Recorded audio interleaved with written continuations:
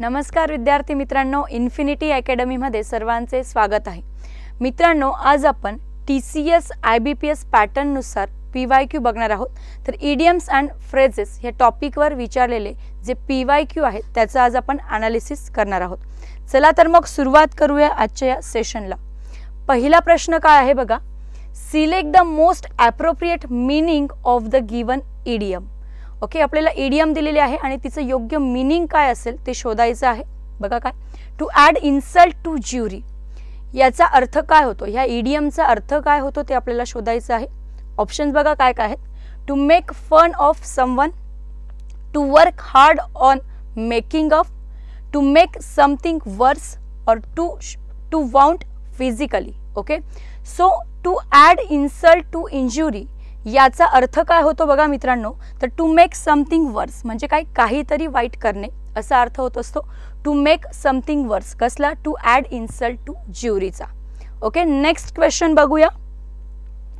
बघा, select the most appropriate meaning of the given idiom. Okay, आपल्याला परत idiom दिलेली आहे आणि तिचा मीनिंग विचारलेला आहे। बघा, SSC CGL ला आपल्याला हे प्रश्न जे आहेत ते विचारलेले आहेत। अ बॅड एग म्हटलेला आहे। अ बॅड एगचा अर्थ काय होतो, someone who regularly makes mistake म्हणजे असा व्यक्ती जो नियमितपणे चुका करत चालतो। बी आहे बघा, someone who is dishonest on unreliable म्हणजे जो अप्रामाणिक आहे किंवा अविश्वसनीय आहे। सी बघा, someone who doesn't like eggs म्हणजे काय, ज्याला अंडे आवडत नाही, ज्याला एग्स आवडत नाही। आणि डी आहे, someone who likes to break eggs ज्याला एग्स ब्रेक करायला आवडतात म्हणजे फोडायला आवडतात। सो अ बॅड एगचा अर्थ काय होतो, तर अ बॅड एग्स म्हणजे काय, someone who is dishonest or unreliable म्हणजे काय, जो अप्रामाणिक आहे किंवा जो अविश्वसनीय आहे त्याला आपण काय म्हणत असतो, अ बॅड एग म्हणत असतो। म्हणून बी ऑप्शन आपले काय असणार आहे, करेक्ट ऑप्शन असणार आहे। ओके, चला पुढचा प्रश्न बघूया। Select the most appropriate meaning of the underlined idiom in the given sentence. Okay, आता सेंटेन्स दिलेली आहे आणि सेंटेन्स मध्ये आपल्याला इडियम दिलेली आहे आणि ह्या इडियमचा अर्थ काय होतो हे आपल्याला शोधायचं आहे। बघा, सेंटेन्स काय आहे, her success as a singer was a 9 days wonder. Okay, so a 9 days wonder म्हणजे काय, जसे आपण मराठीतून म्हणतो बघा नव्याचे 9 दिवस, तसं आहे हे अ 9 days वंडर। ऑप्शन काय आहेत, ओके, अर्थ काय आहे बघूया। अ प्राऊड अचिव्हमेंट, ओके म्हणजे एक मोठी अचिव्हमेंट का। इटर्नल फेम आहे।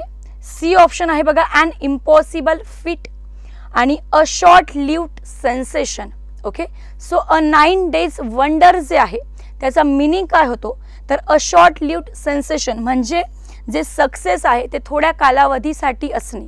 ओके, तर त्याला आपण म्हणतो a short lived sensation. So a 9 days वंडरचा मीनिंग तुम्हाला समजला असेल। पुढच्या प्रश्नाकडे जाऊया। पुढचा प्रश्न काय आहे बघा विद्यार्थी मित्रांनो, select the most appropriate meaning of the underlined idiom in the given sentence. She felt like a fish out of water at her new job. Okay, she felt like a fish out of water at her new job म्हटलेला आहे। So like a fish out of water याचा meaning काय होतो हे आपल्याला शोधायचं आहे। Option काय आहेत बघा, हॅप्पी अँड फ्री। आता एक गोष्ट इथे लक्षात ठेवा, like a fish out of water म्हणजे जसा मासा असतो पाण्याच्या बाहेर, मग मासा जर पाण्याच्या बाहेर काढला तर त्याला हॅप्पी आणि फ्री वाटेल का, त्याचं ठिकाण कोणतं आहे राहण्याचं, पाणी म्हणजे पाण्यामध्येच त्याला कम्फर्टेबल वाटेल। ओके, सो हॅप्पी आणि फ्री वाटेल का त्याला, नाही। So like a fish out of water हे ऑप्शन येऊ शकतं का विद्यार्थी मित्रांनो, नाही। बघा, बी काय आहे, अनकम्फर्टेबल अँड रेस्टलेस म्हणजे काय, तर अनकम्फर्टेबल वाटणे। ओके, येस, तो अस्वस्थ आपण म्हणू शकतो। ओके, अनकम्फर्टेबल अँड रेस्टलेस येऊ शकतं। तरी बघूया पुढचे ऑप्शन काय, अँग्री अँड हर्ट आहे। ओके, डी आहे बघा, कम्फर्टेबल अँड रिलॅक्स्ड म्हणजे काय, तर चांगले वाटणं, रिलॅक्स्ड वाटणं। सो हेही येऊ शकत नाही। मग बी आणि सी मध्ये तुम्हाला कन्फ्युजन होऊ शकतं, पण लक्षात घ्या like a fish out of water याचं करेक्ट आन्सर आहे बी, अनकम्फर्टेबल अँड रेस्टलेस म्हणजे काय, तर अस्वस्थ वाटणे। Okay, so like a fish out of वॉटरचा अर्थ होतो uncomfortable and restless. Option B आपलं काय असणार आहे, करेक्ट ऑप्शन असणार आहे. चला मित्रांनो जाऊया पुढच्या प्रश्नाकडे. पुढचा प्रश्न काय आहे बघा, select the most appropriate meaning of the underlined idiom in the given sentence. परत idiom दिलेली आहे वाक्यामध्ये, काय अर्थ सांगते बघूया. An apple of discord among the brothers was their father's mansion in the country. तर तुम्हाला apple of discord चा मीनिंग सांगायचा आहे. ऑप्शन काय आहेत बघूया. reason for quarrel, hopeful attention, C आहे सिन्सियर अफेक्शन आणि डी आहे फ्रूटफुल डिस्कशन. तर मित्रांनो द ॲपल ऑफ डिस्कॉर्ड जे आहे त्याचा अर्थ होतो रिझन फॉर क्वारल, म्हणजे काय, भांडणाचे कारण. ॲपल ऑफ डिस्कॉर्ड जे आहे ते बऱ्याच वेळेस आपल्याला एक्झाममध्ये विचारलं जात असतं. अगदी सोपी इडियम आहे म्हणून तुम्ही लक्षात ठेवू शकतात.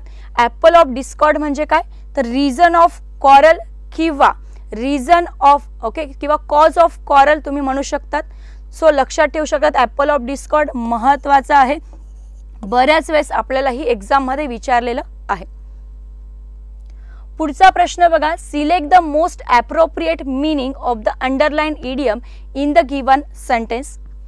Through out his speech the crowd was all ears. Okay, throughout his speech the crowd was all ears. All इयर्सचा मीनिंग आपल्याला या ठिकाणी विचारलेला आहे. ऑप्शन्स काय आहेत बघूया. Making a lot of noise म्हणजे खूप आवाज करत असणे. कव्हरिंग देअर इयर्स म्हणजे काय, कानांवर आपण म्हणूया की कानांना कव्हर केलेलं असणे. व्हेरी अटेंटिव्ह म्हणजे अतिशय लक्षपूर्वक. आणि टॉकिंग लाऊडली आहे. ओके, तर मित्रांनो ऑल इयर्स म्हटलंय, ऑल इयर्स म्हणजे काय, सगळे कान असा अर्थ तुम्ही घेत असाल, पण योग्य अर्थ काय आहे ते कसा लावायचा ते मी तुम्हाला सांगते. ऑल इयर्स आहे म्हणजे making a lot of noise येणार नाही, कारण आपण नॉईज म्हटलं म्हणजे माउथचा संबंध येतो. ओके, कव्हरिंग देअर इयर्स बघूया हे काय आहे. व्हेरी अटेंटिव्ह तुम्हाला सांगितलं की खूप लक्षपूर्वक. टॉकिंग लाऊडली येणार नाही, कारण टॉकिंग लाऊडली ओके तर बोलण्यासाठी तोंडाचे काम असते, माउथचे काम असते, म्हणून इयर्सची इथे काही संबंध नाही. सो ऑल इयर्स जे आहे त्याचा अर्थ काय होतो, व्हेरी अटेंटिव्ह म्हणजे काय, खूप लक्षपूर्वक. So through out he speech the crowd was attentive म्हणू शकतो आपण. ऑल इयर्स म्हणजे काय, लक्षपूर्वक सर्वजण, जो क्राऊड होता तो काय करत होता, सगळं लक्षपूर्वक त्यांचे स्पीच ऐकत होता. So very attentive option correct असणार आहे, बी देखील येणार नाही. ठीक आहे गाईज, सो अशा प्रकारे तुम्ही ऑप्शन जे आहेत ते कट करू शकतात आणि योग्य आन्सर पर्यंत पोहोचू शकतात. पुढचा प्रश्न काय आहे बघा, select the most appropriate meaning of the given idiom. काय आहे, ॲट ड्रॅगर्स ड्रॉन आहे. ऑप्शन काय आहेत बघा, डिसिविंग समबडी, बी आहे बिटरली होस्टाईल, सी आहे फ्रेंडली विथ इच अदर एकमेकांसोबत फ्रेंडली असणे, मैत्रीपूर्व असणे, आणि डी आहे विदाउट होप. ओके, सो योग्य ऑप्शन काय, सो ॲट ड्रॅगर्स ड्रॉनचा अर्थ काय होतो, बिटरली होस्टाईल म्हणजे काय, कटू शत्रू आपण त्याला म्हणत असतो किंवा कठोर शत्रू आपण त्याला म्हणत असतो. सो ॲट ड्रॅगर्स ड्रॉनचा अर्थ होतो बिटरली होस्टाईल. नेक्स्ट बघा, select the most appropriate meaning of the underline idiom in the given sentence. बघा, he is completely at sea about where to invest his hard earned money. Okay, तर तो काय होता, completely at sea होता. About where to invest his hard earned money म्हणजे त्याने जे कमवलेले पैसे आहे खूप कष्टाने कुठे इन्व्हेस्ट करायचे त्याबद्दल तो काय होता, ॲट सी. मग ॲट सीचा मीनिंग काय असू शकतो बघा, कन्फ्युज्ड, शुअर, इन शॉक और कमिटेड. सो ॲट सीचा मीनिंग होतो कन्फ्युज्ड असणे. ओके, येस, कन्फ्युज असा अर्थ होत असतो, म्हणून ऑप्शन ए काय असणार आहे आपलं, करेक्ट असेल. म्हणजेच दुविधा मनस्थितीमध्ये असणे असाही अर्थ ॲट सीचा होत असतो, पण इथे कन्फ्युज्ड काय आहे, करेक्ट ऑप्शन आहे, ए ऑप्शन करेक्ट आहे ॲट सीचे. पुढे बघा, select the most appropriate meaning of the given idiom. B and open book. Yes, B and open book म्हणजे काय विद्यार्थी मित्रांनो, बघूया ऑप्शन काय आहेत. One about whom it is easy to know everything म्हणजे असा व्यक्ती ज्याच्याविषयी आपण साहजिकपणे माहिती करून घेऊ शकतो. One who advises other to be frank and unsecretive जो दुसऱ्यांना अतिशय साहजिकपणे सल्ले देतो. One who is fond of reading even when travelling. Yes, जो आपल्याला ट्रॅव्हलिंग मध्ये म्हणजे प्रवासातही पुस्तक वाचताना दिसेल. One who has written an examination without preparation, म्हणजे असा व्यक्ती जो प्रिपरेशन न करता एक्झामिनेशन लिहितो, म्हणजे एक्झाम आपण म्हणूया की एक्झाम ला प्रेझेंट असतो. Okay, so B and open बुकचा मिनिंग काय होतो? बी अँड ओपन बुक म्हणजे असा व्यक्ती ज्याच्याविषयी आपण साहजिकपणे माहिती मिळवू शकतो. एक उघडे पुस्तक आपण त्याला म्हणू शकतो. सो ए ऑप्शन आपले काय असणार? करेक्ट असणार आहे. असा व्यक्ती ज्याच्याविषयी आपण इझिली माहिती मिळवू शकतो. ठीक आहे, त्याला म्हणतात बी अँड ओपन बुक. पुढे काय आहे बघा, select the most appropriate meaning of the given idiom. काय आहे idiom? As clear as mud. Okay, as clear as mud म्हणजे काय समजून घेऊया. Impossible to understand, extremely dirty, honest and legal, completely suitable for someone. Okay, so as clear as mud आहे, त्याचा अर्थ होतो इम्पॉसिबल टू अंडरस्टँड. म्हणजे काय तर समजण्यासाठी कठीण. सो ए ऑप्शन काय असणार आहे? करेक्ट असणार आहे, इम्पॉसिबल टू अंडरस्टँड. मड कधीही क्लिअर असते का? नाही. तसंच असा व्यक्ती जो आपण अंडरस्टँड करू शकत नाही किंवा अशी गोष्ट जो आपण समजू शकत नाही त्याला म्हणतात as clear as mud, impossible to understand. समजू शकत नाही आपल्याला किंवा जे समजायला अवघड आहे त्याला आपण म्हणतो as clear as mud, impossible to understand. Next बघा, select the most appropriate meaning of the given idiom. Okay, yes, idiom दिलेली आहे, परत आपल्याला मीनिंग जो आहे तो शोधायचा आहे. अ पीस ऑफ केक आहे. काय आहे? A piece of cake. मग अ पीस ऑफ केक म्हणजे काय? Something amusing, something serious, something difficult or something easy. म्हणजे काय की काहीतरी विशेष आहे. सिरियस म्हणजे काय? काहीतरी गंभीर असणे. समथिंग डिफिकल्ट म्हणजे काहीतरी कठीण असणे आणि समथिंग इझी म्हणजे अगदी सोपे असणे, काहीतरी सोपे असणे.